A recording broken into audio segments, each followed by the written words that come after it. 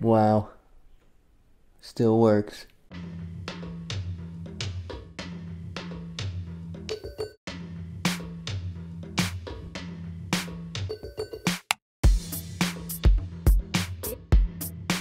Boom, watch fam. FaceTime audio, Anna Griffin. Making a FaceTime audio call to Anna Griffin. What is up, Watch Fam? I am Anna, and today I am...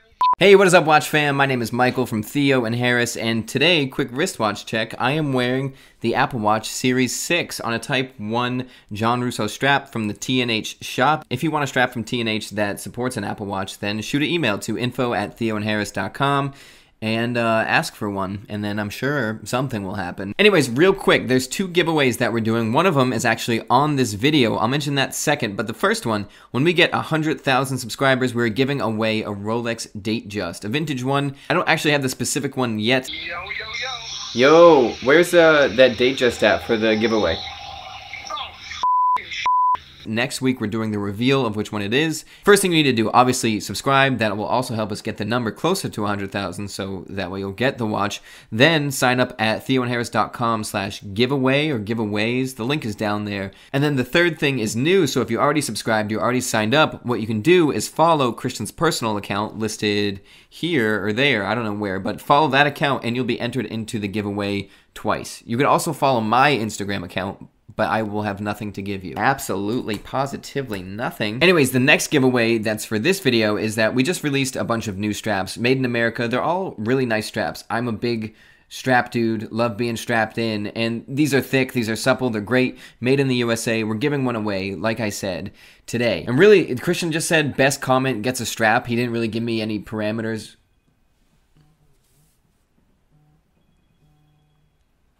Hello? Hey, Kyle, how's it going? Yeah, sweet. Is it, where in Hoboken is it? I was looking at this guy's apartment, and I didn't call him to say I didn't want it, and I got a different place. Well, that was awkward. Horribly awkward. I feel like I just broke up with my girlfriend on a T&H video. Poor Kyle was trying to small talk about parking, but I'm on to bigger and better things, Kyle. Anyway, so like I said, Christian didn't really give me any parameters. He just said best comment. I don't know what the best comment would be. I think I'm also choosing. I think I'm the ringleader of this circus, so best comment down below wins. I'll just send you a strap. If you want guidelines, if it's funny, if it's about the Apple Watch, that's great. Also, what would be really funny is if you commented something totally irrelevant to the video. For example, if you commented something like, wow, I didn't know you put the chocolate chips in the cookies after you bake them. I thought you did that during. I want someone that doesn't listen to the video or doesn't get this far to look at the comments and they're just all about random things, and I'll respond to them as Theo and Harris like that was what the video was about. So best one of those wins. We'll send you a strap. You can pick which one, like I said, the Mojave, the Holly, the Oscar, the Rex, and we'll go from there. Still, I don't think I'm over Kyle. I want to take the room just because I feel bad. It was in a horrible area. It was so dangerous. I didn't want to get out of my car. Anyway, so I previously made an Apple Watch video on the Series 4, and at that time, for some reason, I was just so angry at the Apple Watch. I was like, it's disrupting the watch world, and I got really good feedback for about 10 minutes when the Theo and Harris audience watched it, and then the Apple Watch audience came in and just decimated me, and I can't even read the comments of that video anymore because it was just a bloodbath. It was kind of more true then. I did think it was a big flaw that they didn't have cellular in the watch models. Now they do. That's really great. And now, you know, I like the Apple Watch. Okay, so first things first, like I said, I don't think this watch is really worth it, at least for me. There's very specific cases where it's fine to have the phone in my pocket and the watch on my wrist, and it's helpful. Otherwise, it's more of like, well, I could just reach my phone and get a better experience. But if I have my hands full, like I had a lot of gear for a shoot that we did with Omega recently, and it was really nice when my girlfriend called me, I just answered on my wrist and didn't worry about it. That was really nice, but for the most part, I think the Apple Watch becomes a beast when it has cellular connectivity.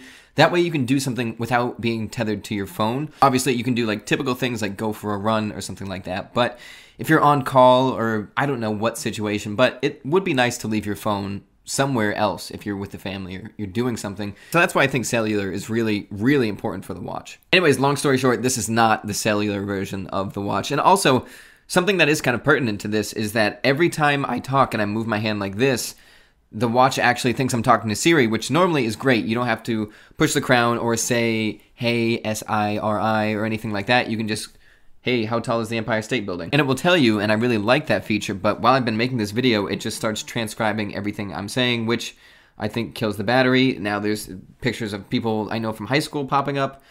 So obviously I can customize that and not have it do that, but you should definitely customize it because it's getting weird over here. If I was going to buy this for myself, I would get the cellular version. But, you know, it's pretty expensive, and also there's a monthly cost to it and stuff like that. So for me, at least, it's not worth it right now, especially because I always have my phone on me. Also, it's very distracting to keep having my wrist vibrate while I'm trying to make this video. Okay, so the size of this watch. It used to come in 38 millimeters, and I was so happy for that. I hate big watches. I don't like 40 millimeters and up. Or 39 is fine. I like 38 and below, typically. For vintage and new, I just like a smaller watch. And when I saw that Apple didn't do 38 millimeters anymore, I was initially upset, and then we got this watch, and 40 millimeters is actually totally fine. This fits on my wrist really well, and actually I think better than the 38 millimeter edition did. It just feels a little bit more full, but not too big. Now, the other version is 44 millimeters, which is definitely too big. I think, obviously, I could still wear it on my wrist. I have a 6.5-inch wrist, and it doesn't look that bad. The other 4 millimeters probably wouldn't be that big of an issue, but the main thing is I think products that are smaller usually, to me at least, have better proportions. Obviously, not always, but, you know, if there's a 38 millimeter version and there's like a 44 millimeter version, things look a little nicer and closer together and neater when they're the 40 millimeter version. It's kind of like, I think the ideal shoe size for proportions is like a 9 in Nikes or something like that. Then you go like a 15 and the proportions just seem odd. Kind of like that for me. I don't know what you think personally, but that's what I think. So a new thing about this watch that I actually really like and I think is really cool is that now you can do an always on display. So the watch face is always on, and since it's an OLED display, what it does that's really cool is OLED means that if it's true black, it just shuts the pixels off, so it saves battery, and you'll see when the watch is down, the watch face actually changes to be a more black version or just an outline of the time or something like that to save battery, which I think is really cool. It's a super cool way to save battery. The new iPhone 12 also is an OLED display, so they could probably technically do the same thing where they just have like a little piece of the time up there and not turn on a lot of pixels. If you're a regular wristwatch fan, you've probably seen a chronograph, a GMT, a dive watch. Now you see those faces and the bezels specifically are on the Apple Watch, which is really cool. And also, Apple, when they first started making products designed by skeuomorphism, which is basically if you have a notebook or a calendar or something, they're going to design the digital version to look like a regular notebook on your phone, so that way you have some regular intuition about how to use it. But so yeah, that's really cool. If you're familiar with a chronograph or a GMT or a dive watch, you'll be pretty familiar with the layout of those complications on the Apple Watch, which is it's a cool crossover. Maybe Apple saw how angry I was and they reacted accordingly. I don't know if it's gross. I've been drinking the Apple Watch water. So anyways, really the big new feature that Apple's talking about, and it's basically the entire advertisement for the Apple Watch 6, is the blood oxygen level reader. And I think it's pretty cool. It's not very accurate, and a lot of times it says it can't get a reading. And I saw in a few other videos that, you know, it's not something you should trust. And if you get a finger reader for like 10 bucks, it's a lot more accurate. So if you really need one, don't get the Apple Watch just for that reason. But it's really cool because I'm assuming, you know, as time goes on and the 7 and the 8 and the 9, it's gonna get more accurate. But basically, when you're breathing, oxygen is in your blood. When you're not breathing, it fills up with carbon dioxide, so it goes down if something's wrong. My biggest fear is choking. I'm so scared that I'm gonna choke because one time I was driving home from my girlfriend Taylor's house, and I got into my apartment and I had some dried mangoes. It was probably like 7 in the morning, so my roommate was sleeping and I put a mango in my mouth, and then for some reason I just took a breath in and I was like, oh no. And I was choking on a mango, like I actually couldn't get air in or out, and then all of a sudden I could, and like long story short, like 5 minutes later, the mango actually shot out of my nose and I was fine. And honestly, I think the best thing for me at that time would have been if my watch alerted me to the fact that the carbon dioxide was raising in my blood. What would have been really helpful is if like an aluminium arm shot out and just plucked the mango from my throat and, you know, it like threw it on the ground or something like that. It also has the heart rate monitor, which it's had for a while, and you'll see in the B-roll, I don't know why, I just got like really nervous when I was checking my heart rate because I was like, everybody's gonna see what my heart beat's at. So it went up. Then I took an ECG, which is also crazy considering I'm doing all this from my watch. Found out my heart is working totally fine. Obviously, heart rate through the charts. Another feature that I really like is that, well, I used to sleep with my watch on all the time. And then one day I actually had headphones on and I woke up and they were wrapped around my neck. And I was like, wow, I could have died listening to ASMR videos. So definitely won't do that anymore. And I was like, well, I'm not going to die with my watch on, but I should probably just sleep just regular, how everybody else does, just in their underwear, you know, face down on the pillow. So I usually put my watch next to my bed, but the thing I like about the Apple Watch is that the alarm is really good, because typically what I'll do is I'll have 2 alarm clocks, one a regular alarm clock that I'll set, and then my phone, and I set my phone a minute earlier, so my phone goes off, then the alarm clock goes off, both. I turn them up as loud as I possibly can, and my girlfriend hates that because I'll set like 50 alarms a minute off on my phone in succession at full volume, even though honestly I'd probably wake up if it was at like 10% volume, but I have to be sure that I'm going to wake up, so I set everything, and it's like 5:15 a.m., my entire room explodes. It's like a gunshot going off, and I jump up and I'm like, Taylor, I have to go to work. Every morning she's just like, can you please just put that at a regular volume? Like put it at 5% and I'll wake you up, because that's going to wake me up anyways, but I can't handle that. But what the Apple Watch does, which is really nice and considerate, and if I wanted to be considerate, I would probably do this, is just use this as the alarm, because it just kind of vibrates and it feels like someone's tapping your wrist, and that wakes you up and then you leave. Ideally though, that aluminum arm that gets the mango out would also, grab me by the throat and wake me up, so that way, it'd kick me out the door. And if I try to escape the arm, it chases me around the room until it's time to go. That honestly doesn't really sound like something Apple would invent though. That sounds more like something Amazon would invent for their warehouse workers. Last thing I liked, I really don't have a use for this a lot, is that the Apple Watch, if there's a really loud thing playing, it just says, hey, there's a really loud thing playing, this isn't good for your ears. And I'm like, oh, okay, I should probably escape.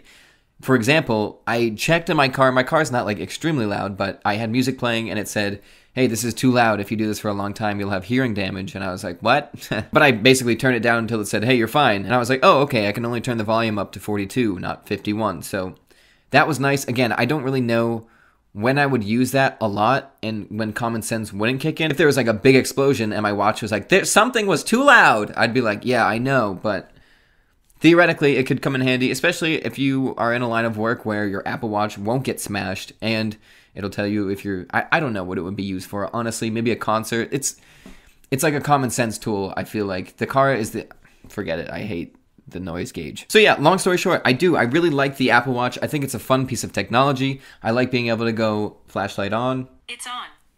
And it doesn't do anything crazy, but it's nice. It's fun. Do I need one? Definitely not. And I don't know if the Apple Watch is ever going to be as important as the phone. There's not really a function on it that I'm in dire need of all the time like the phone, but it's still really cool. But the thing is, I have way too many devices, and this happened to me before. Like, I have a lot of jackets, I have a jacket collection, and when it hits like 50 degrees, I can basically wear all of my jackets comfortably, and I'll just stare at the closet and I'll be like, okay, I could wear the denim jacket with the flannel, or just the flannel, or just the hoodie, or just the denim jacket with the hoodie, or that denim jacket, or that denim jacket, or the leather jacket, or the slightly insulated jacket. And it gets to the point where I'm like, I wish I just had one jacket, or like 3 jackets max, like one for when it's kind of cold, one for when it's cold, and then one for when it's really cold. Same with watches too. When you have a lot of watches in a similar style, there's this thing where you're just like, I don't know which one to pick, because none of them have a benefit over the other, or a big enough benefit where I would definitely pick that one. And the current list of technology I have is my iPad, my work iPad Pro, my laptop, my work desktop, my phone, and now my watch. And it kind of gets to that degree where I'm like, do I want to text Christian on my watch, on my phone, on my iPad Pro, on the desktop, or on the laptop? And the answer is none. I don't want to talk to Christian at all. That's a joke. We're actually buds. Don't tell anybody, but we're buds. We're for sure buds. And don't get me wrong, I really like being super integrated with my technology, because there is a really great feeling when you're using the phone, or you're using your technology to its full potential, like setting reminders on your laptop that pop up on your phone later, you're checking off everything, you're getting directions. It's cool, obviously. And that's what technology really is. It's like an ultimate productivity tool, but it gets to the point where it's like I'm adding different size screwdrivers that I don't need, because I have one that does basically everything, and if it doesn't, I have a much better version. This is kind of like an extra weird tool that I like to use, but I don't really have a need for all the time. Where it does come in handy, and really in handy, is when I'm on a shoot. It's come in handy twice, because I've had this for 2 days, but basically I had a lot of gear on my back and a lot of gear around me, and I got a phone call, and I just answered from my watch, and I was fine, which is great. But when I have my phone, you have to dig it out or something like that. When I'm on a shoot, if I'm shooting with someone all day, I usually don't have time to pull my phone out, or it's just rude. Obviously, it's rude to check your phone and start doing stuff on it, but if I get an alert, I can just be like, oh, it's from my mom. Great. So anyways, long story short, this is obviously a watch channel. I'm obviously a watch fan. Am I ever going to put down my Rolex and pick the Apple Watch really in any circumstance? Not really. Maybe if I'm going on a run. Sometimes it's just fun to have. I am a pretty nerdy dude in general, so I do like the technology, but I don't like the fact that something on my wrist or just like another thing on me is disposable. My Rolex is 50 years old, still looks great, still tells great time, and I really like that about it. It like ages with me. I don't like the fact that I have to charge my watch or that it gets old and I have to get a new one. So no, I would never really switch over to an Apple Watch full time or anything like that, but you know, it is a fun gadget to have and it's fun to use. Anyways, that's about it. If you like me though, you should check out The Iron Snail, my own YouTube channel, and subscribe to that. That would be great. I haven't made a video there in like 2 weeks, but I'm currently homeless, so I have a good reason to.